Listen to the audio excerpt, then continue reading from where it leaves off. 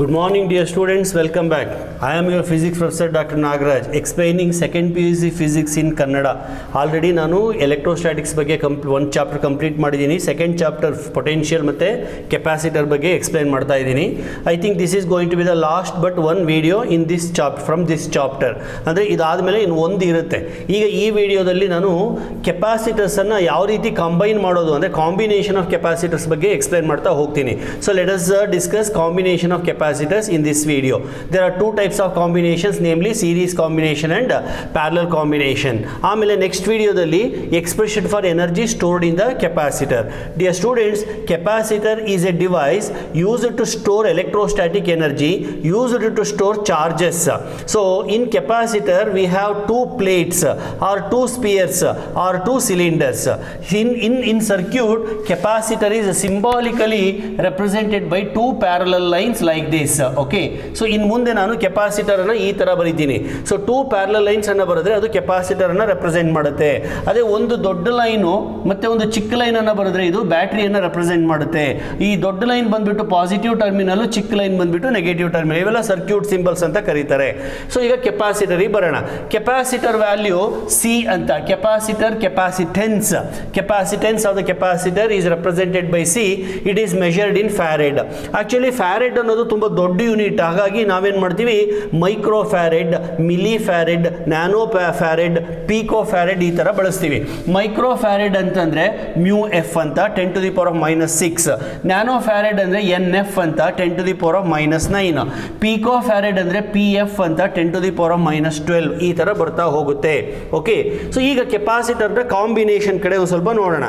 First of all, what is combination, why it is required ಅದನ್ನ ಮೊದಲು ನೋಡೋಣ. ನೋಡಿ, ಕಾಂಬಿನೇಷನ್ ಅಂದ್ರೆ ಏನು ಗೊತ್ತಾ, ಮಿಕ್ಸಡ್ ಮ್ಯಾಚ್ ಅಂತ ಅಷ್ಟೇ. 2, 3, 4 ಕೆಪಾಸಿಟರ್ಗಳನ್ನ ತಗೊಂಡು ಒಂದಕ್ಕೊಂದು ಕನೆಕ್ಟ್ ಮಾಡೋದು, ಒಂದಕ್ಕೊಂದು ಜಾಯಿನ್ ಮಾಡೋದು. ಜಾಯಿನ್ ಮಾಡಬೇಕಾದ್ರೆ ನಾವು ಕೆಲವೊಂದು ರೂಲ್ಸನ್ನು ಫಾಲೋ ಮಾಡಬೇಕು. ಜಾಯಿನ್ ಮಾಡಿಬಿಟ್ಟು ನಮಗೆ ಯಾವ ವ್ಯಾಲ್ಯೂ ಬೇಕೋ ಆ ವ್ಯಾಲ್ಯೂಯನ್ನು ಪಡ್ಕೊಳ್ಳೋದೇ ಕಾಂಬಿನೇಷನ್ ಆಫ್ ಕೆಪಾಸಿಟರ್. ಯಾಕೆ ಹೆಂಗೆ ಅಂತ ಹೇಳ್ತೀನಿ ನೋಡಿ. ಒಂದು ಸಿಂಪಲ್ ಎಕ್ಸಾಂಪಲನ್ನು ಕೊಡ್ತೀನಿ. ಈಗ ನಿಮಗೆಲ್ಲ ಕರೆನ್ಸಿ ಗೊತ್ತು, ನಮ್ಮ ಇಂಡಿಯನ್ ಕರೆನ್ಸಿ ನೋಟ್ಗಳನ್ನು ನೋಡಿದ್ದೀರಾ. ಯಾವ್ಯಾವ ಥರ ನೋಟ್ಗಳಿದೆ, ಕಾಯಿನ್ಸನ್ನು ಸೇರಿಸ್ಕೊಂಡೇ ಹೇಳ್ತೀನಿ ನಾನು. 1 ರೂಪಿ ಕಾಯಿನ್ ಇದೆ, 2 ರೂಪಿ ಕಾಯಿನ್ ಇದೆ, 5 ರೂಪಿ ಕಾಯಿನ್ ಇದೆ, ಆಯಿತಾ. 10 ರೂಪಿ ಕಾಯಿನ್ ಇದೆ, 10 ರೂಪಿ ನೋಟ್ ಕೂಡ ಇದೆ. ಅಂದರೆ ಇವೆಲ್ಲ ನಾವು ಡಿನಾಮಿನೇಷನ್ಸ್ ಅಂತ ಕರಿತೀವಿ. ಸೊ ಇಂಡಿಯನ್ ಕರೆನ್ಸಿನಲ್ಲಿ ಬಂದು 1 ರೂಪಿ ಬಿಟ್ಟರೆ ನೆಕ್ಸ್ಟ್ 2 ರೂಪಿ ಇದೆ, ನೆಕ್ಸ್ಟ್ ಬಂದು 5 ಇದೆ, ಆಮೇಲೆ 10 ಇದೆ, ಆಮೇಲೆ 20 ಇದೆ, ಆಮೇಲೆ 50 ಇದೆ, ಆಮೇಲೆ 100 ಇದೆ, ನೆಕ್ಸ್ಟ್ 200 ಇದೆ, ನೆಕ್ಸ್ಟ್ 500 ಇದೆ, 2000. ಗೊತ್ತಾಯ್ತಲ್ವಾ? ಈಗ ನೀವು ಅಂಗಡಿಗೆ ಹೋಗ್ತೀರಾ, ಅಂಗಡಿನಲ್ಲಿ ಏನೋ ಒಂದು ಪೆನ್ ಅನ್ನು ತಗೋತೀರಾ, ಬುಕ್ ಅನ್ನು ತಗೋತೀರಾ, ಎರೇಸರ್ ಅನ್ನು ತಗೋತೀರಾ, ಪೌಚ್ ಅನ್ನು ತಗೋತೀರಾ, ನಿಮ್ಗೆ ಏನೋ ಸ್ಟೇಷನರಿ ಬೇಕಾಗುತ್ತೆ, ಎಲ್ಲ ಸಾಮಾನೆಲ್ಲ ತಗೊಂತೀರಾ. ಸೊ ಎಲ್ಲ ಬಿಲ್ಲು ಸೇರಿ 225 ರೂಪೀಸ್ ಆಗುತ್ತೆ ಅಂತ ಇಟ್ಕೊಳ್ಳಿ. 225 ರೂಪೀಸ್ ಒಂದು ಸಿಂಗಲ್ ಕರೆನ್ಸಿ ನೋಟ್ ಇದೆಯಾ ನಿಮ್ಮ ಹತ್ರ? ಇಲ್ಲ. ಸೊ 225 ನಿಮ್ಮ ಹತ್ರ ಇಲ್ಲದೆ ಹೋದಾಗ ನೀವೇನು ಮಾಡ್ತೀರಾ, ಒಂದು 200 ರೂಪಿ ನೋಟ್ ತಗೋತೀರಾ, ಇನ್ನೊಂದು 20 ರೂಪಿ ನೋಟ್ ತಗೋತೀರಾ, ಆಮೇಲೆ ಇನ್ನೊಂದು 5 ರೂಪಿ ಕಾಯಿನ್ ತಗೊಂಡು ಅವನಿಗೆ ಕೊಡ್ತೀರಾ. ನೋಡಿ, ಇಲ್ಲಿ ನೀವು ಕಾಂಬಿನೇಷನ್ ಅನ್ನು ಮಾಡ್ತಾ ಇದ್ದೀರಾ. ಯಾವ ಥರ? ಒಂದು 200 ರೂಪಿ, ಇನ್ನೊಂದು 20 ರೂಪಿ, ಇನ್ನೊಂದು 5 ರೂಪಿ, ಮೂರನ್ನು ಸೇರಿಸಿದಾಗ ಒಟ್ಟು ಅಮೌಂಟ್ ಎಷ್ಟಾಯಿತು? 225 ಆಯಿತು. ಗೂಗಲ್ ಪೇ, ಫೋನ್ ಪೇ ಅವೆಲ್ಲ ಬಿಟ್ಬಿಡಿ. ನಾನು ಹೇಳ್ತಿರೋದು ಕರೆನ್ಸಿ, ಫಿಸಿಕಲ್ ಕರೆನ್ಸಿ, ಆಯಿತಾ. ಕೈಯಿಂದ ದುಡ್ಡನ್ನು ಕೊಟ್ಟು ಸಾಮಾನನ್ನು ತಗೊಳ್ಳೋ ಎಕ್ಸಾಂಪಲನ್ನು ತಗೊಂಡಿದ್ದೀನಿ ನಾನು. ಸೊ ಅಥವಾ ಪಾನಿಪುರಿ ತಿನ್ನೋಕೆ ಹೋಗ್ತೀರಾ ಅಂದ್ಕೊಳ್ಳಿ, ಅಲ್ಲಿ 45 ರೂಪಾಯಿ ಆಗುತ್ತೆ ಪಾನಿಪುರಿ. ಅವಾಗ ಏನು ಮಾಡ್ತೀರಾ ನೀವು? 50 ರೂಪಾಯಿ ಕೊಟ್ಟು 5 ರೂಪಾಯಿ ಚೇಂಜ್ ಇಸ್ಕೋತೀರಾ, ಅಥವಾ 2 20 ರೂಪಾಯಿ ಒಂದು 5 ರೂಪಾಯಿ ಕೊಡ್ತೀರಾ, ಅಥವಾ 4 10 ರೂಪಾಯಿ ಕೊಟ್ಟು ಒಂದು 5 ರೂಪಾಯಿ ಕೊಡ್ತೀರಾ. ನೀವು ಹೆಂಗೆ ಕೊಟ್ಟರು ಕೂಡ ಅವ್ನ ಅಂಗಡಿಯನ್ನು ಇಸ್ಕೋತಾನೆ ಅಲ್ವಾ? ಯಾಕೆಂದರೆ 4 10 ರೂಪಾಯಿಗಳನ್ನು ಕೊಟ್ಟಾಗಲೂ 40 ರೂಪಾಯಿ ಆಯಿತು, ಅಥವಾ 2 20 ಕೊಟ್ಟಾಗಲೂ ಕೂಡ ಅದು 40 ರೂಪಾಯಿ ಆಯಿತು. ಸೊ ಈ ಥರ ನಾವು ಮಿಕ್ಸ್ ಮಾಡಿಕೊಂಡು ಒಂದು ಒಟ್ಟು ಅಮೌಂಟನ್ನು ಜನರೇಟ್ ಮಾಡ್ತೀವಲ್ಲ, ಅದನ್ನೇ ಕಾಂಬಿನೇಷನ್ ಅಂತ ಕರೆಯೋದು. ಯಾಕೆ ನಾವು ಕಾಂಬಿನೇಷನ್ ಅನ್ನು ಮಾಡಬೇಕು? To obtain the desired value. ಇವಾಗ ನಮ್ಮ ಇಂಡಿಯನ್ ಕರೆನ್ಸಿನಲ್ಲಿ 45 ರೂಪಿ ಅಂತ ಸಿಂಗಲ್ ನೋಟ್ ಇಲ್ಲಪ್ಪ, ಅಥವಾ 15 ರೂಪಾಯಿ ಅಂತ ಒಂದು ಸಿಂಗಲ್ ನೋಟ್ ಇಲ್ಲಪ್ಪ. 20 ರೂಪಾಯಿ ಇದೆ, 10 ರೂಪಾಯಿ ಇದೆ, 15 ರೂಪಾಯಿ ಎಲ್ಲಾದರೂ ಸಿಂಗಲ್ ಕರೆನ್ಸಿ ನೋಟ್ ನೋಡಿದ್ದೀರಾ? ಸಾಧ್ಯನೇ ಇಲ್ಲ, ಅದು ಪ್ರಿಂಟೇ ಮಾಡಿಲ್ಲ.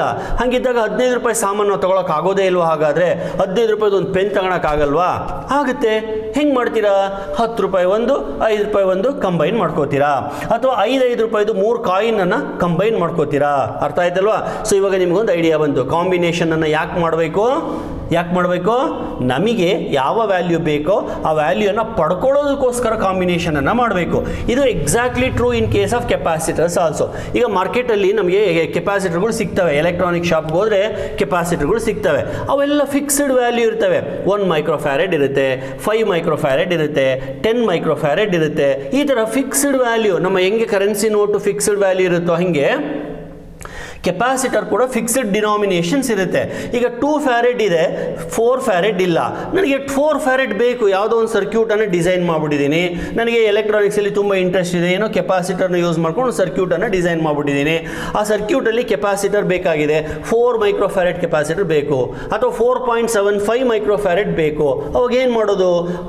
ಅಂಥ ಟೈಮಲ್ಲಿ ನಾನು ಕಾಂಬಿನೇಷನ್ಸನ್ನು ಉಪಯೋಗಿಸ್ತೀನಿ. ಅರ್ಥ ಆಯ್ತಲ್ವಾ? ಸೊ ಕಾಂಬಿನೇಷನ್ ಅಂತ ಕಾಂಬಿನೇಷನನ್ನು ಏನಕ್ಕೆ ನಾವು ಯೂಸ್ ಮಾಡ್ತೀವಿ, ಯಾಕೆ ಕಾಂಬಿನೇಷನ್ ಬೇಕು ಅನ್ನೋದಕ್ಕೆ ಇಷ್ಟೆಲ್ಲ ಪೀಠಿಕೆ ಆಗಿದೆ. ಯಾಕೆ ಬೇಕು? In order to get the desired value, expected value, required value, ನಮಗೆ ಯಾವ ವ್ಯಾಲ್ಯೂ ಬೇಕೋ ಆ ವ್ಯಾಲ್ಯೂನ ಪಡೆಯೋದಕ್ಕೋಸ್ಕರ, ಜನರೇಟ್ ಮಾಡೋದಕ್ಕೋಸ್ಕರ ಕಾಂಬಿನೇಷನನ್ನು ಮಾಡ್ತೀವಿ. ಈಗ ನಾನು ಕೊಟ್ಟಂಥ ಎಕ್ಸಾಂಪಲಲ್ಲಿ ಕರೆನ್ಸಿನಲ್ಲಿ ಬರೀ ಇನ್ಕ್ರೀಸಿಂಗೇ ಆಯಿತು. 5 ರೂಪಾಯಿ 3 ಸೇರಿಸಿ 15 ರೂಪಾಯಿ ಮಾಡಿದೆ, 20 ರೂಪಾಯಿ 2 ಸೇರಿಸಿ 40 ರೂಪಾಯಿ ಮಾಡಿದೆ, ಅದು ಇನ್ಕ್ರೀಸಿಂಗ್ ಆಯಿತು. ಆದರೆ ಕೆಪಾಸಿಟರ್ ಹಂಗಲ್ಲ, ಕೆಲವೊಮ್ಮೆ ನಾನು ಇನ್ಕ್ರೀಸು ಮಾಡಬೇಕಾಗಿರುತ್ತೆ, ಕೆಲವೊಮ್ಮೆ ಡಿಕ್ರೀಸು ಮಾಡಬೇಕಾಗಿರುತ್ತೆ. ಈಗ ಫಾರ್ ಎಕ್ಸಾಂಪಲ್ಲು 1 ಮೈಕ್ರೋಫ್ಯಾರೆಡ್ ವ್ಯಾಲ್ಯೂ ಇದೆ, ಬಟ್ ನನಗೆ 0.5 ಬೇಕು. ಹಂಗಂತ ಕೆಪಾಸಿಟರ್ ಮುರಿಯೋದಕ್ಕೆ ಆಗೋದಿಲ್ಲ, ಅರ್ಧ ತುಂಡು ಮಾಡಿದರೆ ವ್ಯಾಲ್ಯೂ ಬರೋದಿಲ್ಲ. ಅದಕ್ಕೆ ಬೇರೆ ಏನೋ ಮಾಡಬೇಕಾಗಿರುತ್ತೆ, ಬೇರೆ ಯಾವುದೋ ರೀತಿಯ ಕಾಂಬಿನೇಷನನ್ನು ಮಾಡಿ ಕೆಪಾಸಿಟೆನ್ಸ್ ವ್ಯಾಲ್ಯೂನ ಕಡಿಮೆ ಮಾಡಬೇಕಾಗಿರುತ್ತೆ. What I mean to say, sometimes I need to increase the capacitance value, sometimes I need to decrease the capacitance value. I have, fortunately, for increasing as well as for decreasing, I have combination concept. Increase ಮಾಡೋದಕ್ಕೂ combination ಇದೆ, decrease ಮಾಡೋದಕ್ಕೂ combination ಇದೆ. So ಇಷ್ಟೊತ್ತು ನಾನು ಹೇಳಿದ್ದು ಬರೀ combination ಅಂದ್ರೆ ಯಾಕೆ ಬೇಕು ಅಂತ. ಈಗ ಮುಂದೆ ಹೋಗೋಣ. ಕೆಪಾಸಿಟರ್ಸನ್ನು ನಾವು 2 ಥರ ಕಂಬೈನ್ ಮಾಡ್ಬೋದು. ಒಂದು ಸೀರೀಸ್ ಕಾಂಬಿನೇಷನ್, ಇನ್ನೊಂದು ಪ್ಯಾರಲಲ್ ಕಾಂಬಿನೇಷನ್ ಅಂತ. ಫಸ್ಟ್ ಸೀರೀಸ್ ಕಾಂಬಿನೇಷನ್ ಕಡೆ ಹೋಗೋಣ. ಏನು ಸೀರೀಸ್ ಕಾಂಬಿನೇಷನ್ ಅಂದರೆ, ಯಾವಾಗ ನಾವು ಕೆಪಾಸಿಟರ್ನ ಸೀರೀಸಲ್ಲಿ ಇದೆ ಅಂತ ಹೇಳ್ತೀವಿ. Let me take 3 capacitors. ಈ ಥರ ಈ ಕೆಪಾಸಿಟರ್ ಸಿಂಬಲ್ ಇದೆಯಲ್ಲ, ಈ ಪ್ಲೇಟ್ ಪಾಸಿಟಿವ್, ಈ ಪ್ಲೇಟ್ ನೆಗೆಟಿವ್. ನಾವು I take 3 such capacitors, C1, C1, C2 and then C3 ಅಂತ 3 ಕೆಪಾಸಿಟರ್ಗಳನ್ನು ತಗೋತೀನಿ. ಈ ಕಡೆಗಿರೋದೆಲ್ಲ ಪಾಸಿಟಿವ್ ಪ್ಲೇಟ್ಗಳು, ಈ ಕಡೆಗಿರೋವೆಲ್ಲ ನೆಗೆಟಿವ್ ಪ್ಲೇಟ್ಗಳು. ಪಾಸಿಟಿವ್ ಪಾಸಿಟಿವ್ ಪಾಸಿಟಿವ್, ಈ ಕಡೆಗಿರೋದೆಲ್ಲ ನೆಗೆಟಿವ್ ನೆಗೆಟಿವ್ ನೆಗೆಟಿವ್. ನೋಡಿ, ಈ ಫಸ್ಟ್ ಕೆಪಾಸಿಟರ್ ನೆಗೆಟಿವ್ ಪ್ಲೇಟನ್ನು ಸೆಕೆಂಡ್ ಕೆಪಾಸಿಟರ್ನ ಪಾಸಿಟಿವ್ಗೆ ಕನೆಕ್ಟ್ ಮಾಡ್ತೀನಿ. ಹಾಗೆ second capacitor negative is connected to positive of the third one and so on. ಎಷ್ಟು ಬೇಕಾದರೂ. ಇದು ಹೆಂಗೆ ಅಂದರೆ ಒಂದಕ್ಕೊಂದು ಹಿಂಗೆ ಜಾಯಿನ್ ಮಾಡ್ಕೊಂತ ಹೋದಂಗೆ. ನೋಡಿ, ಇದನ್ನು ಸೀರೀಸ್ ಅಂತ ಕರೀತಾರೆ. ಇದರ ತುದಿಯನ್ನು ಇದಕ್ಕೆ, ಇದರ ತುದಿಯನ್ನು ಇದಕ್ಕೆ, ಇದರ ತುದಿಯನ್ನು ಇದಕ್ಕೆ ಒಂದಕ್ಕೊಂದು ಜೋಡಿಸ್ಕೊಂಡು ಹೋದರೆ ಅದು ಸೀರೀಸ್ ಕಾಂಬಿನೇಷನ್ ಆಗುತ್ತೆ. ಕೊನೆಗೆ ಎಷ್ಟು ಬೇಕಾದ್ರೂ ಜೋಡಿಸ್ಕೊಳ್ಳಿ, ಸಾಕು. ಸದ್ಯಕ್ಕೆ ನಾನು 3ಕ್ಕೆ ನಿಲ್ಲಿಸಿದ್ದೀನಿ. ಕೊನೆಗೆ ಫಸ್ಟ್ ಕೆಪಾಸಿಟರ್ನ ಪಾಸಿಟಿವ್ ಟರ್ಮಿನಲ್, ಲಾಸ್ಟ್ ಕೆಪಾಸಿಟರ್ನ ನೆಗೆಟಿವ್ ಟರ್ಮಿನಲ್ನ ತಗೊಂಡೋಗಿ ಒಂದು ಬ್ಯಾಟ್ರಿಗೆ ಕನೆಕ್ಟ್ ಮಾಡಿ, ಸಾಧ್ಯವಾದರೆ ಒಂದು ಕೀ ಸ್ವಿಚ್ ಅನ್ನು ಹಾಕೊಳ್ಳಿ, ಪ್ಲಗ್ ಕೀಯನ್ನು ಹಾಕೊಳ್ಳಿ. ಇದು ಕೆ ಅಂತ ಕರಿತೀನಿ, ಅಥವಾ ಪ್ಲಗ್ ಕೀ PK ಅಂತ ಕೂಡ ಕರೀರಿ. ಸೊ ಈಗ ಒಂದು ಬ್ಯಾಟ್ರಿಯನ್ನು ಕನೆಕ್ಟ್ ಮಾಡಿದೆ. ನೋಡಿ, ಗಮನಿಸಿ, capacitors are connected end to end. Finally, first terminal of the first capacitor, last terminal of the last capacitor connected to a power supply which can supply a voltage of V. ಗೊತ್ತಾಯ್ತಲ್ವಾ? So now it is called series combination. ಬರೀ ಇಷ್ಟೇ ಬರೆದ್ರೆ ಸಾಲದು. Series ಕಾಂಬಿನೇಷನ್ಗೆ ಒಂದೆರಡು properties ಇದೆ, ಅದನ್ನು mention ಮಾಡಬೇಕು. ನೋಡಿ, power supply ಬಂದ್ಬಿಟ್ಟು ವೋಲ್ಟೇಜ್ ಸೋರ್ಸ್ ಬಂದ್ಬಿಟ್ಟು ಚಾರ್ಜಸ್ ಅನ್ನು ಕಳಿಸುತ್ತೆ. ಅದು ಯಾವಾಗಲೂ ಇಟ್ ವಿಲ್ ಗಿವ್ ಚಾರ್ಜಸ್. ಆ ಚಾರ್ಜಸ್ ಹೋಗಿ ಕೆಪಾಸಿಟರ್ಗಳೆಲ್ಲ ತುಂಬಿಕೊಡ್ತಾ ಹೋಗುತ್ತೆ. ಇದು ಸೋರ್ಸ್ ಇದ್ದಂಗೆ, ಇವೆಲ್ಲ ಕಂಟೈನರ್ಗಳಿದ್ದಂಗೆ. ಅರ್ಥ ಆಯ್ತಲ್ವಾ? ಈಗ ನಲ್ಲಿ ನೀರು ಬರ್ತಾ ಇರುತ್ತೆ, ಅದು ಸೋರ್ಸ್. ನೀವು ಬಾಟ್ಲನ್ನು ಇಟ್ಕೊಂಡು ತುಂಬಿಸ್ಕೊಳ್ತಾ ಇದ್ದೀರಾ, ಬಾಟಲ್ ಕಂಟೈನರ್. ಆ ನಲ್ಲಿಯಿಂದ ಬರೋ ನೀರೇ ವಾಟರ್, ಬರೋ ನೀರೇನೆ ಚಾರ್ಜ್, ವಾಟರೇನೆ ಚಾರ್ಜ್ ಇದ್ದಂಗೆ. ಈ ಥರ ನಾನು ಕಂಪ್ಯಾರಿಸನ್ ಕೊಡ್ತಾ ಇದ್ದೀನಿ. ಈಗ ನೀವು ಕನೆಕ್ಟ್ ಮಾಡಿದ್ದೀರಾ, ಪವರ್ ಸಪ್ಲೈನ ಬ್ಯಾಟ್ರಿ ಕೆಪಾಸಿಟರ್ಸ್ಗೆ ಕನೆಕ್ಟ್ ಮಾಡಿದ್ದೀರಿ. ಇಲ್ಲಿಂದ ಚಾರ್ಜ್ಗಳು ಹೊರಟಿತು, ಹೋಗ್ಬಿಟ್ಟು ಕೆಪಾಸಿಟರ್ಗಳಲ್ಲಿ ಕೂತ್ಕೊಳ್ಳುತ್ತೆ. ಒಂದು ಎಕ್ಸಾಂಪಲನ್ನು ತಗೊಳ್ಳೋಣ. ಈಗ ಇಲ್ಲಿ ಒಂದು ಪೈಪ್ ಇದೆ, ಸ್ವಲ್ಪ ದೊಡ್ಡದಾಗಿದೆ. ಈ ಪೈಪನ್ನು ಒಂದು ಚಿಕ್ಕದಾಗಿರೋದಕ್ಕೆ ಕನೆಕ್ಟ್ ಮಾಡಿದ್ದೀನಿ, ಇದನ್ನು ಇನ್ನೂ ಒಂದು ಚಿಕ್ಕದಾಗಿರೋದಕ್ಕೆ ಕನೆಕ್ಟ್ ಮಾಡಿದ್ದೀನಿ. ಆಯಿತಾ, ಇಲ್ಲಿ ನಾನು ನೀರನ್ನು ಕಳಿಸ್ತೀನಿ. ಆಯಿತಾ, ಈ ಪೈಪಲ್ಲಿ first pipe, second pipe, third pipe. So water ಹರ್ಕೊಂಡು ಬರ್ತಾ ಇದೆ, ಹರ್ಕೊಂಡು ಇಲ್ಲಿ ಹೊರಗಡೆ ಬರ್ತಾ ಇದೆ. ಅರ್ಥ ಆಯ್ತಾ? ನಾವು just think and tell me, if I supply 2 litre of water, how much water I will get here? ಏನಾದ್ರು ಗೆಸ್ ಮಾಡೋಕ್ಕೆ ಸಾಧ್ಯನಾ? ಈ ಪೈಪಲ್ಲಿ ನಾನು 2 ಲೀಟರ್ನಷ್ಟು ನೀರು ಕಳಿಸಿರಿ, ಇಲ್ಲಿ ಎಷ್ಟು ನೀರು ಬರೋಕ್ಕೆ ಸಾಧ್ಯ ಸರ್? 2 ಲೀಟ್ರೇ ಬರಲಿಕ್ಕೆ ಸಾಧ್ಯ ಸರ್. ಹಾಗಾದ್ರೆ ಇಲ್ಲಿ ಎಷ್ಟು ನೀರು ಹರಿತಾ ಇರುತ್ತೆ ಸರ್? ಅಲ್ಲೂ 2 ಲೀಟ್ರೇ ಹರಿಯುತ್ತೆ. ಹೆಂಗೆ ಹೇಳ್ತೀರಾ? ಹೆಂಗೆ 2 ಲೀಟ್ರೇ ಅಂತ ಹೇಳ್ತೀರಾ ಸರ್? ಯಾಕೆಂದ್ರೆ ಇಲ್ಲಿ ಕಳಿಸಿದಂಥ ನೀರು ಬೇರೆ ಎಲ್ಲೂ ತಪ್ಪಿಸ್ಕೊಂಡು ಹೋಗ್ಲಿಕ್ಕೆ ಅಥವಾ ಲೀಕ್ ಆಗಲಿಕ್ಕೆ ಸಾಧ್ಯನೇ ಇಲ್ಲ. ಬೈ ಚಾನ್ಸ್ ಇಲ್ಲಿ ಏನಾದರೂ ಒಂದು ಹೋಲ್ ಆಗಿದ್ದಿದ್ರೆ ಸ್ವಲ್ಪ ನೀರು ಇಲ್ಲಿ ತೊಟ್ಟಿಕ್ಕಿರೋದು, ಅವಾಗ 2 ಲೀಟ್ರ್ ಬರ್ತಾ ಇರಲಿಲ್ಲ, 1.5 ಲೀಟ್ರ್ ಬರ್ತಾ ಇತ್ತು. ಬೈ ಚಾನ್ಸ್ ಈ ಪೈಪಲ್ಲೂ ಏನಾದ್ರು ಗ್ಯಾಪ್ ಇದ್ದು ಅಥವಾ ಇನ್ನೊಂದು ಪೈಪನ್ನು ಹಿಂಗೆ ಕನೆಕ್ಟ್ ಮಾಡಿದ್ರೆ ಈ ಕಡೆಗೆ ಒಂದು ಸ್ವಲ್ಪ ನೀರು ಹೋಗ್ತಾ ಇತ್ತು, ಆವಾಗ ನೀರು ಬರೋದು ಕಡಿಮೆ ಆಗ್ತಾ ಇತ್ತು. ಅದು ಇಲ್ಲೆಲ್ಲೂ ನೀರು ತಪ್ಪಿಸ್ಕೊಂಡು ಹೋಗ್ಲಿಕ್ಕೆ ಜಾಗನೇ ಇಲ್ಲ. ಅಂದರೆ ಈ ಪೈಪ್ಗಳೆಲ್ಲ ಒಂದಕ್ಕೊಂದು ಈ ರೀತಿ ಕನೆಕ್ಟ್ ಆಗಿರೋದ್ರಿಂದ, ಎಂಡ್ ಟು ಎಂಡ್ ಕನೆಕ್ಟ್ ಆಗಿರೋದ್ರಿಂದ ಎಷ್ಟು ನೀರನ್ನು ನೀವು ಕಳಿಸಿರೋ ಅಷ್ಟೇ ನೀರು ಇಲ್ಲೂ ಹರಿಯುತ್ತೆ. ಅದೇ ಥರ ಎಷ್ಟು ಚಾರ್ಜ್ ಈ ಬ್ಯಾಟ್ರಿ ಕಳಿಸುತ್ತೋ ಅಷ್ಟು ಚಾರ್ಜ್ ಬಂದು ಇಲ್ಲೂ ಕೂರುತ್ತೆ. What I mean to say, in series combination charge remains same. Please keep this in mind. So ಎಷ್ಟರ ಕೆಪಾಸಿಟರ್ಸ್ ಕನೆಕ್ಟ್ ಮಾಡಿ, 300 ಕನೆಕ್ಟ್ ಮಾಡಿ, 3000 ಕನೆಕ್ಟ್ ಮಾಡಿ, ಒಂದು ಬ್ಯಾಟ್ರಿಯನ್ನು ಕನೆಕ್ಟ್ ಮಾಡಿದಾಗ ಅದರಿಂದ ಎಷ್ಟು ಚಾರ್ಜ್ ಹೊರಡುತ್ತೋ ಅಷ್ಟು ಚಾರ್ಜು ಎಲ್ಲ ಕೆಪಾಸಿಟರಲ್ಲೂ ಕೂರುತ್ತೆ. Same charge get stored in each and every capacitor. So Q remains same. Did you understand? Okay, next ಮತ್ತೆ ಈ ಎಕ್ಸಾಂಪಲ್ಗೆ ಬರೋಣ. ನೋಡ್ರಪ್ಪ, ಇಲ್ಲಿಂದ ಇಲ್ಲಿ ತನಕ ಒಂದು ಪ್ರೆಷರ್ ಇರುತ್ತೆ ಅಲ್ವಾ? ಹಾಗೆ ಇಲ್ಲಿಂದ ಇಲ್ಲಿ ತನಕನೂ ಒಂದು ಪ್ರೆಷರ್ ಇರುತ್ತೆ ಅಲ್ವಾ? ಹಾಗೆ ಇಲ್ಲಿಂದ ಇಲ್ಲಿ ತನಕನೂ ಪ್ರೆಷರ್ ಇರುತ್ತೆ ಅಲ್ವಾ? ಈಗ ಯೋಚನೆ ಮಾಡಿ, whether that pressure remains same? ಸಾಧ್ಯನೇ ಇಲ್ಲ ಸರ್. ಇಲ್ಲಿ ಪ್ರೆಷರ್ ಕಡಿಮೆ ಇರುತ್ತೆ, ಇಲ್ಲಿ ಪ್ರೆಷರ್ ಜಾಸ್ತಿ ಇರುತ್ತೆ. ಯಾಕೆ ಅಂದರೆ ಇಲ್ಲಿ area, cross sectional area less, pressure ಬಂದ್ಬಿಟ್ಟು ಫೋರ್ಸ್ ಡಿವೈಡೆಡ್ ಬೈ ಏರಿಯಾ. ನೋಡಿ, ಇಲ್ಲಿ ಪೈಪ್ ಏರಿಯಾ ಚಿಕ್ಕದಾಗಿದೆ, ಅದಕ್ಕೆ ನೀರು ಈ ಹೊರಗಡೆಗೆ ತುಂಬ ಫಾಸ್ಟಾಗಿ ಬರುತ್ತೆ. ಆಯಿತಾ? ಅದೇ ಇಲ್ಲಿ ಏರಿಯಾ ಜಾಸ್ತಿ ಇದೆ, pressure kadime. So when I connect pipes in series, amount of water flowing is constant, remains same, but the pressure does not remain same. Ade tara pressure tara charge ನೀರಿಗೆ ಹೆಂಗೆ ಈಕ್ವೇಟ್ ಮಾಡಿದ್ನೋ ಹಾಗೆ ನಾನು ಇವಾಗ pressure ಒಂದು ಕ್ವಾಂಟಿಟಿಯನ್ನು equate ಮಾಡ್ತೀನಿ.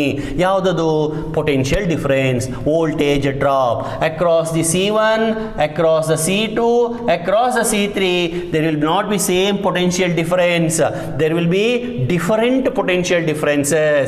Across C1 ಇರೋದನ್ನ V1 ಅಂತೀನಿ, across C2 ಇರೋದನ್ನ V2 ಅಂತೀನಿ, across C3 ಇರೋದನ್ನ V3 ಅಂತೀನಿ. ಇಲ್ಲಿ ಹೆಂಗೆ ಪ್ರೆಷರ್ ಬೇರೆ ಬೇರೆ ಇರುತ್ತೋ ಹಾಗೆ ಇಲ್ಲಿ ಪೊಟೆನ್ಷಿಯಲ್ ಡಿಫರೆನ್ಸ್ ಕೂಡ ಬೇರೆ ಬೇರೆ ಇರುತ್ತೆ. ಅರ್ಥ ಆಗ್ತಾ ಇದೆಯಾ?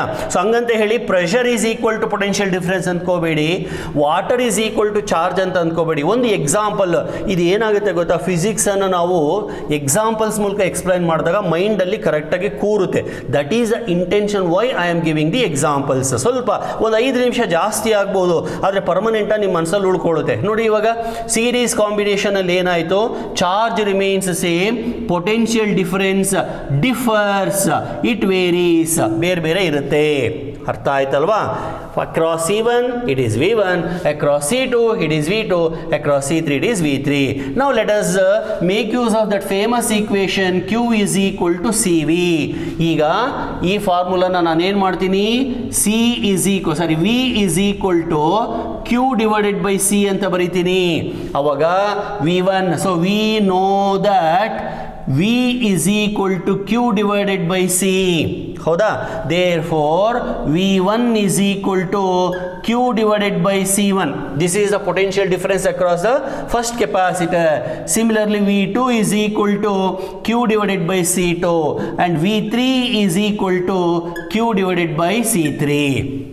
ಗೊತ್ತಾಯ್ತಾ? So I am not writing Q1, Q2, Q3 because we already know in case of series combination charge remains the same. Okay, now V is equal to, that is applied potential is equal to V1 plus V2 plus V3. Now substitute for V, that is Q divided by C. that is equal to Q divided by C1 plus Q divided by C2 plus Q divided by C3. ಅರ್ಥ ಆಯ್ತಾ? ಈಗ ಒಂದು ಪದ ಬಳಸ್ತೀನಿ, ಏನಂತ? Equivalent capacitance ಅಂತ ಅಥವಾ effective capacitance ಅಂತ. ಅದರ ಅರ್ಥ ಏನು ಗೊತ್ತಾ? ಈಗ ಈ ಮೂರೂ ಕೆಪಾಸಿಟರ್ಸ್ ಸೇರಿ ಏನು ಎಫೆಕ್ಟನ್ನು ಪ್ರೊಡ್ಯೂಸ್ ಮಾಡ್ತಾ ಇದ್ದೋ ಅದನ್ನು ಒಂದೇ ಕೆಪಾಸಿಟರ್ ಪ್ರೊಡ್ಯೂಸ್ ಮಾಡಿದರೆ ಆ ಒಂದು ಕೆಪಾಸಿಟರನ್ನು ಈ ಮೂರಕ್ಕೆ ಈಕ್ವಲ್ ಅಂತ ಅರ್ಥ ಅಂತ ಕರಿತೀವಿ. ಅಂದರೆ ಆ ಒಂದು ಕೆಪಾಸಿಟರು ಈ ಮೂರಕ್ಕೆ ಈಕ್ವಿವೆಲೆಂಟ್ ಅಂತ ಹೇಳ್ತೀವಿ. That single capacitor is equivalent to these three capacitors. ಈಗ ಫಾರ್ ಎಕ್ಸಾಂಪಲ್, ಪಾನಿಪುರಿ ತಿನ್ನಕ್ಕೆ ಹೋಗಿದ್ದೀರಾ, ಪಾನಿಪುರಿ ರೇಟ್ ಬಂದುಬಿಟ್ಟು 45 ರುಪೀಸು. 45 ರುಪೀಸನ್ನು ನಾನು ಜನರೇಟ್ ಮಾಡಬೇಕು. ಹೆಂಗೆ ಜನರೇಟ್ ಮಾಡ್ತೀಯಾ? 220 ರುಪೀಸ್ ನೋಟ್ಗಳನ್ನು ತಗೋತೀಯಾ. 220 ರುಪೀಸ್ದು 20 ಮತ್ತು 20 ಆಮೇಲೆ 5 ರೂಪಾಯಿ ಕಾಯಿನು, ಈ ಮೂರನ್ನು ಸೇರಿಸಿದರೆ 45 ರೂಪಾಯಿ ಬಂತು. ಆಯಿತಾ? ಅಂದರೆ ಒಂದು 45 ರೂಪಾಯಿ ಇದ್ದಿದ್ದರೆ, ಬೈ ಚಾನ್ಸ್ ಇಂಡಿಯನ್ ಗೌರ್ಮೆಂಟ್ ಏನಾದ್ರು 45 ರೂಪಾಯಿ ಒಂದು ನೋಟನ್ನು ಪ್ರಿಂಟ್ ಮಾಡಿದ್ದಿದ್ರೆ ಆ ಒಂದು 45 ರೂಪಾಯಿ ಈ ಮೂರು ನೋಟುಗಳ ಕಾಂಬಿನೇಷನ್ಗೆ ಸಮ ಅಂತ ಹೇಳ್ಬೋದು. ಅಥವಾ ಈಗ 50 ರೂಪಾಯಿ ಇದೆಯಪ್ಪ, ಒಂದು ಸಿಂಗಲ್ 50 ರೂಪಾಯಿ ನೋಟ್ ಇದೆ, ಇಂಡಿಯನ್ ಗೌರ್ಮೆಂಟ್ ಪ್ರಿಂಟ್ ಮಾಡಿದೆ, ಇದು ಎಷ್ಟಕ್ಕೆ ಸಮ? ಎಷ್ಟು ಥರ ಬೇಕಾದ್ರೂ ನಾನು ಬರಿಬೋದು. ಒಂದು 50 ರೂಪಾಯಿ ನೋಟು 50 1 ರೂಪಾಯಿ ಕಾಯಿನ್ಗೆ ಸಮ ಹೇಳ್ಬೋದಾ? ಎಸ್ ಸರ್ ಹೇಳ್ಬೋದು. ಅಥವಾ 25 coins of 2 rupee, yes it is correct. ಅಥವಾ 5 coins of 10 rupee, yes it is also correct. ಅಥವಾ 10 coins of 5 rupee, that is also correct. ಅಥವಾ it is equivalent to 220 rupees and 110 rupee, ಇವೆಲ್ಲನೂ ಒಂದೇನೇ. They all put together produce same amount. Therefore I can say 150 rupee is equivalent to combination of 20 rupee and 20 rupee and 10 rupee. ಈಗ ನಿಮ್ಮ ಸ್ಕೂಲಲ್ಲಿ ಒಂದು desk ಇದೆ, ಆ ಡೆಸ್ಕನ್ನು ಹೊರಗಡೆ ಎತ್ತಿಡಿ ಅಂತ ಹೇಳ್ತಾರೆ. ನೀವು 5 ಜನ ಸೇರಿಕೊಂಡು ಆ ಡೆಸ್ಕನ್ನು ಹೊರಗಡೆ ಇಡ್ತೀರಾ. ಅದೇ ಯಾರೋ ಒಬ್ಬ ಸ್ಟ್ರಾಂಗ್ ಆಗಿರೋನು ಒಬ್ಬನೇ ಬಂದು ಅದನ್ನ ಎತ್ಕೊಂಡು ಹೋಗ್ತಾನೆ ಅಂದ್ಕೊಳ್ಳಿ, ಆಗ ಆ ಸ್ಟ್ರಾಂಗ್ ಆಗಿರ್ತಾನಲ್ಲ, that strong person we can say is equivalent to 5 students. ಆ ಥರ ಮೀನಿಂಗ್. ಹಾಗೆ ಇಲ್ಲಿ ಒಂದು 50 ರೂಪಾಯಿ ನೋಟ್ ಏನನ್ನ ಪ್ರೊಡ್ಯೂಸ್ ಮಾಡುತ್ತೋ ಅದೇ ಎಫೆಕ್ಟ್ ಇದು ಕಾಂಬಿನೇಷನ್ ಕೂಡ ಪ್ರೊಡ್ಯೂಸ್ ಮಾಡುತ್ತೆ. Therefore I can say 50 rupees is equivalent to the combination of 20, 20 and 10. In that sense, combination of C1 and C2 and C3 is equivalent to one single capacitor. That I write as a CS. ಈ ಮೂರು ಸೇರಿ ಏನು effect ನಮಗೆ ಗೊತ್ತಿಲ್ಲ. Charge store ಮಾಡ್ಕೊಳ್ಳೋದಿರ್ಬೋದು, energy store ಮಾಡ್ಕೊಳ್ಳೋದಿರ್ಬೋದು, ಅಥವಾ ಬೇರೆ ಏನೋ divide ಮಾಡೋ ಪ್ರೋಸೆಸ್ ಇರ್ಬೋದು. ಒಟ್ಟಲ್ಲಿ ಈ ಮೂರೂ ಸೇರಿ ಏನನ್ನ ಮಾಡ್ತಿದ್ವೋ, ಈಗ 50 ರೂಪಾಯಿ ಏನು ಮಾಡ್ಲಿಕ್ಕೆ ಸಾಧ್ಯ?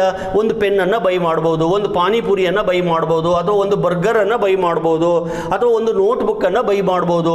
ಒಟ್ಟಲ್ಲಿ 50 ರೂಪಾಯಿ ಏನು ಕೆಲಸ ಮಾಡುತ್ತೋ ಆ ಕೆಲಸನ 20, 20, 10 ಆ ಮೂರು ಸೇರ್ಕೊಂಡು ಮಾಡ್ತವೆ. ಆ ಥರ C1, C2, C3 ಮೂರು ಸೇರಿ ಏನು ಕೆಲಸ ಮಾಡ್ಲಿಕ್ಕೆ ಸಾಧ್ಯನೋ ಅದನ್ನು ಈ CS ಒಂದೇ ಮಾಡುತ್ತೆ.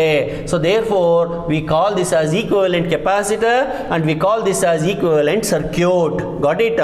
ಸೊ ಆ ಬೇಸಿಸ್ ಮೇಲೆ Q/CS ಅಂತ ಬರೀತೀನಿ. ಅರ್ಥ ಆಯ್ತಾ? ಇವಾಗ Q ಕ್ಯಾನ್ಸಲ್ ಆಯಿತು. ಉಳಿದಿದ್ದೇನು? 1/CS is equal to 1/C1 plus 1/C2 plus 1/C3. This is the expression for effective capacitance of 3 capacitors connected in series. Sir ಇದು 3 capacitors ಅಷ್ಟೇನಾ? 2ಗೂ ಬರುತ್ತಾ? ಎಷ್ಟಕ್ಕೆ ಬೇಕಾದರೂ ಬರೀ. By chance there are 2 capacitors ಅಂದ್ಕೊಳ್ಳಿ, ಅವಾಗ 1/CS is equal to 1/C1 plus 1/C2. Okay. Suppose if there are 4 capacitors 1/C4 ಈ ಥರ. Suppose if there are n capacitors 1/C1 1/C2 1/C3 like that 1/Cn.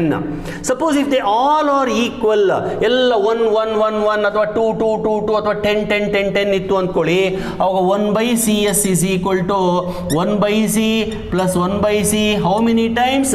n times. That is equal to n times 1/C. So 1/CS is equal to n divided by C. Therefore CS is equal to C divided by n. ಇವೆಲ್ಲ CET ಗೆ help ಆಗುವಂಥ equations. difference. If n identical capacitors are connected in series, then the effective value is C divided by n. Now I tell you two more things regarding the series combination. Already I mentioned two things. Number one, in series combination charge remains the same, and number two, potential difference is not same across each and every capacitor ಅಂತ ಹೇಳಿದೆ. ಈಗ ಮತ್ತೆ ಇನ್ನು ಎರಡು points ಅನ್ನು ಹೇಳ್ತೀನಿ. ಮೂರನೇ point ಏನಪ್ಪಾ ಅಂದ್ರೆ ನೋಡಿ, ಓವರ್ ಆಲ್ ಎಫೆಕ್ಟಿವ್ ಕೆಪಾಸಿಟೆನ್ಸ್ ಕಡಿಮೆ ಆಗಿದೆಯೋ ಜಾಸ್ತಿ ಆಗಿದೆಯೋ, ಈ ತರ ಅಂದ್ರೆ ನಾವು ಸೀರೀಸ್ ಕಾಂಬಿನೇಷನ್ ಮಾಡಿದಾಗ overall value, I don't want to use that word total value, ಹಂಗಂತ ಹೇಳಲೇಬಾರ್ದು. ದುಡ್ಡಿನಲ್ಲಿ ಟೋಟಲ್ ಅಂತ ಹೇಳ್ಬೋದು, ಆದರೆ ಇಲ್ಲಿ ಟೋಟಲ್ ಅನ್ನೋ ಪದ ಬಳಸಲ್ಲ. Overall value, effective value increase ಆಗಿದೆಯೋ ಡಿಕ್ರೀಸ್ ಆಗಿದೆಯೋ ಚೆಕ್ ಮಾಡೋಣ. ಎಕ್ಸಾಂಪಲ್ ತಗೊಳ್ಳಿ, ಬೇಕಾದ್ರೆ ಇದು 10, ಇದು 20, ಇದು 30 ತಗೊಳ್ಳಿ. Let C1 is equal to 10, C2 is equal to 20, C3 is equal to 30 ತಗೊಳ್ಳಿ. ಅವು 1/CS ಎಷ್ಟಾಗುತ್ತೆ? 1/10 plus 1/20 plus 1/30. Take LCM. LCM of 10, 20, 30 is 60. Okay, this becomes 6, this becomes 3, this becomes 2. ಅಲ್ಲಿ ಎಷ್ಟಾಯಿತು? 3, 2, 5, 5, 6, 11, 11/60. 1/CS is equal to 11/60. ಅರ್ಥ ಆಗ್ತಾ ಇದೆಯಾ? Reciprocal ತಗೊಳ್ಳಿ. CS is equal to 60 divided by 11 approximately. Okay, 11 5s 55, ಮತ್ತೆ 11 5s ಬರುತ್ತೆ. So I right it as 5.55 ಅಂತ ಬರೆಯೋಣ. 5.5 ಫ್ಯಾರಡ್ ಅಂತ ಬರೆಯೋಣ. ಗೊತ್ತಾಯ್ತಲ್ವಾ? ಅಂದರೆ ಏನು ಅರ್ಥ ಗೊತ್ತಾ? ಮೂರು ಕೆಪಾಸಿಟರ್ಸ್ 10, 20, 30 ಇರೋ ಮೂರನ್ನು ತಗೊಂಡು ನಾನು ಒಂದಕ್ಕೊಂದು ಸೇರಿಸ್ಕೊಳ್ತಾ ಹೋದರೆ ಫೈನಲ್ ಆಗಿ ಬರೋ ಆನ್ಸರ್ ಎಷ್ಟು ಗೊತ್ತಾ? Not 10, not 20, not 30. It is not 10 + 20 + 30 ಅಂದರೆ 10 + 20 30, 30 + 30 60 ಅಲ್ಲ. ಬರೋ ಆನ್ಸರ್ ಎಷ್ಟು? 5.55. ಅಂದರೆ ಏನು ಕನ್ಕ್ಲೂಷನ್ ಹೇಳ್ಬೇಕು ನಾವು? ಇನ್ series combination effective value decreases. ಇದು ಮೂರನೇ ಪಾಯಿಂಟ್. ಸೊ ನಾನು ಅವಾಗಲೇ ಹೇಳಿದ್ನಲ್ಲ, ಕೆಲವೊಮ್ಮೆ ನಾನು ಕೆಪಾಸಿಟೆನ್ಸ್ ವ್ಯಾಲ್ಯೂ ಕಡಿಮೆ ಮಾಡಬೇಕಾದಂಥ ಸನ್ನಿವೇಶ ಬರುತ್ತೆ ಸರ್ಕ್ಯೂಟಲ್ಲಿ. ಆ ಸೀರೀಸಲ್ಲಿ ವ್ಯಾಲ್ಯೂ ಕಡಿಮೆ ಆಯಿತು. ಸೊ ಕಡಿಮೆ ಮಾಡಬೇಕಾದಂಥ ಸನ್ನಿವೇಶ ಬಂದಾಗ ನೀವು ಯಾವ ಕಾಂಬಿನೇಷನ್ ಅನ್ನು ಪ್ರಿಫರ್ ಮಾಡ್ತೀರಾ? Sir, series combination. Why? Because in series combination effective value decreases. So ಮೂರನೇ ಪಾಯಿಂಟ್ ಏನು? in series combination effective value decreases. Next, ನಾಲ್ಕನೇ ಪಾಯಿಂಟ್ ನೋಡ್ರಪ್ಪ, ವ್ಯಾಲ್ಯೂ 5.55 10ಕ್ಕಿಂತ ಕಡಿಮೆ ಇದೆ, 20ಕ್ಕಿಂತಲೂ ಕಡಿಮೆ ಇದೆ, 30ಕ್ಕಿಂತಲೂ ಕಡಿಮೆ ಇದೆ. ಈ 10, 20, 30 ಏನು? They are individual values. ಈ individual ವ್ಯಾಲ್ಯೂಸಲ್ಲಿ 10 is the least one among 10, 20, 30. 10 is the least one ಅಲ್ವಾ? 10, 20ಕ್ಕೂ 30ಕ್ಕೂ ಕಂಪೇರ್ ಮಾಡಿ 10 ತುಂಬ ಕಡಿಮೆ ಅಲ್ವಾ? Yes sir. ಬರೋ ಆನ್ಸರ್ ಅದು ಇದಕ್ಕಿಂತಲೂ ಕಡಿಮೆ. So final answer is lesser than the least value. That means if C1 is less than C2 is less than C3, then C final is less than the least one. C1 ಗಿಂತಲೂ ಕಡಿಮೆ ಇರುತ್ತೆ. C3, C2 ಅಲ್ಲ, C1 ಗಿಂತಲೂ ಕಡಿಮೆ ಇರುತ್ತೆ. ಇವನ್ನೇ CET ನಲ್ಲಿ ಕೇಳುವಂಥ point ಇವುಗಳು ಇವನೇ. So in series combination effective capacitance decreases becomes lesser than the least value. ಅರ್ಥ ಆಯ್ತಲ್ವಾ? ಸೊ ಇಷ್ಟು ಸೀರೀಸ್ ಕಾಂಬಿನೇಷನ್ಗೆ. ಆಮೇಲೆ ಇಲ್ಲೇನೋ ಒಂದು ಫಾರ್ಮುಲಾ ಬರೋದಲ್ಲ, ಇದನ್ನ ಸಿಂಪ್ಲಿಫೈ ಮಾಡಿ ಬರೀಬಹುದು. ಯಾವ ತರ ಅಂತಂದ್ರೆ ನೋಡಿ, 1/CS is equal to 1/C1 plus 1/C2 ಇದೆಯಲ್ಲ, ಅದನ್ನ ನಾನು ಇಲ್ಲಿ ಬರೀತೀನಿ. CS is equal to C1 C2 divided by C1 plus C2 ಅಂತ ಬರೀಬಹುದು. ಹೆಂಗೆ ಅಂತೀರಾ? ಟೇಕ್ LCM, C1 C2 ಆಗುತ್ತೆ, ನ್ಯೂಮರೇಟರ್ C1 plus C2 ಆಗುತ್ತೆ. ಆಮೇಲೆ ಎರಡೂ ರೆಸಿಪ್ರೋಕಲ್ ತಗೊಳ್ಳಿ. ಇದು 1/CS ಹೋಗಿ CS ಆಗುತ್ತೆ, ಇದು C1 C2 by C1 plus C2 ಆಗುತ್ತೆ. ಇವೆಲ್ಲ ನ್ಯೂಮರಿಕಲ್ ಪ್ರಾಬ್ಲಮ್ ಸಾಲ್ವ್ ಮಾಡಕ್ಕೆ ತುಂಬ ಹೆಲ್ಪ್ ಮಾಡ್ತವೆ. ಸೊ ಇಷ್ಟು ಸೀರೀಸ್ ಕಾಂಬಿನೇಷನ್. ಸೀರೀಸ್ ಕಾಂಬಿನೇಷನ್ ಸ್ವಲ್ಪ ಡೀಟೇಲ್ ಆಗಿ ಎಕ್ಸ್ಪ್ಲೈನ್ ಮಾಡಿದ್ದೀನಿ. ಯಾಕೆ ಅಂದರೆ ಇದರ ಫುಲ್ ಉಲ್ಟಾ ಮಾಡಿಕೊಂಡು ಎಕ್ಸ್ಪ್ಲೈನ್ ಮಾಡಿಬಿಟ್ರೆ ಅದು ಪ್ಯಾರಲಲ್ ಕಾಂಬಿನೇಷನ್ ಆಗುತ್ತೆ. ಹೆಂಗೆ ಅಂತೀರಾ? ಇಲ್ಲಿ ಚಾರ್ಜ್ ರಿಮೈನ್ಸ್ ಸೇಮ್ ಅಂದೆ, ಅಲ್ಲಿ charge does not remain same. ಇಲ್ಲಿ ಪೊಟೆನ್ಷಿಯಲ್ ಡಿಫರ್ಸ್ ಅಂದೆ, ಅಲ್ಲಿ potential does not differ, it remain same. ಈ ತರ ಉಲ್ಟಾ ಮಾಡ್ಕೊಂತ ಹೋಗ್ಬಿಟ್ರೆ ಅದು ಪ್ಯಾರಲಲ್ ಕಾಂಬಿನೇಷನ್ ಆಗುತ್ತೆ. Shall I continue? Okay, I will continue with parallel combination. Okay, now I will take once again 3 capacitors, 3 C1, C2, C3 only, but this time I arrange them one below the other. This is C1 positive plate, negative plate, C2 positive plate, negative plate, C3 positive plate, negative plate. Now you connect all positive plates at one point, say A, all negative points at another point, say B. Now finally between A and B you connect a battery. If you want you can put plug key, it is only optional. Okay, now I can say capacitors are in parallel. Nodi parallel go series go first difference ಏನಪ್ಪ ಅಂದ್ರೆ ಅಲ್ಲಿ negative is connected to positive, negative is connected to positive and so on. That means capacitors were connected end to end like this. Okay, they were connected like this. Series combination ಅಲ್ಲಿ positive to negative ಆಗಿತ್ತು. ಆದರೆ ಇಲ್ಲಿ ಹಂಗಲ್ಲ. C1 C2 C3 for all the three capacitors positive end, this is positive end, let us say this colored end is positive end, all positive are connected to one point, all negative are connected to another point. So positive ಎಲ್ಲ ಒಂದು ಕಡೆ, negatives ಎಲ್ಲ ಇನ್ನೊಂದು ಕಡೆ. ಇದು first difference. ಎರಡನೇ difference, ಇವಾಗ charge ಬರ್ತಾ ಇದೆ. ಆಗಲೇ ಪೈಪಿನ ಎಕ್ಸಾಂಪಲ್ ಅನ್ನ ಕೊಟ್ಟಿದ್ನಲ್ಲ, ನೀರು ಬಂತು, ಈ ಕಡೆಗೆ ಒಂದು ಪೈಪ್ ಇದೆ, ಈ ಕಡೆಗೆ ಒಂದು ಪೈಪ್ ಇದೆ, ಈ ಕಡೆಗೆ ಒಂದು ಪೈಪ್ ಇದೆ, ಗೊತ್ತಾಯ್ತಲ್ವಾ? ಸೊ ಬಂದಂತ ನೀರು ಈ ಕಡೆ ಸ್ವಲ್ಪ, ಈ ಕಡೆ ಸ್ವಲ್ಪ ಡಿವೈಡ್ ಆಗೋದಿಲ್ವಾ? ಹಾಗೆ ಬಂದಂತ ಚಾರ್ಜು ಈ ಕಡೆ ಡಿವೈಡ್ ಆಗುತ್ತೆ. Let us say in first capacitor charge is Q1, second it is Q2, third it is Q3, so that the total charge Q is equal to Q1 plus Q2 plus Q3. ಅಲ್ಲೇನು ಬರ್ದಿದ್ದೆ ನಾನು? V1 plus V2 plus V3 ಬರ್ದಿದ್ದೆ. ಇಲ್ಲಿ V divide ಆಗಲ್ಲ, charge divide ಆಗುತ್ತೆ. So series combination ಅನ್ನು ನಾವು potential divider circuit ಅಂತ ಕರೆದ್ರೆ, parallel combination ಅನ್ನು ಚಾರ್ಜ್ ಡಿವೈಡರ್ ಅಂತ ಕರೀಬಹುದು. ಸರಿ, ಈಗ ಈ ಇಕ್ವೇಶನ್ ಬರೋಣ. Q is equal to CV. ಆ ಬೇಸಿಸ್ ಮೇಲೆ ಇದನ್ನ C into V. This time again it is effective, so I call it as C parallel. Earlier I wrote it as CS. S for series, now it is parallel. CP is equal to Q is equal to CV ಆದ್ರೆ Q1 is equal to C1V ಆಗಬೇಕು. Sir C1 V1 ಆಗಲ್ವಾ sir? ಆಗೋದಿಲ್ಲ. ಯಾಕೆಂದ್ರೆ voltage divide ಆಗಲ್ಲ parallel ನಲ್ಲಿ. So when do we say capacitors are in parallel? When all positive are connected to one terminal, all negative are connected to another terminal, and finally a battery is connected. They are in parallel.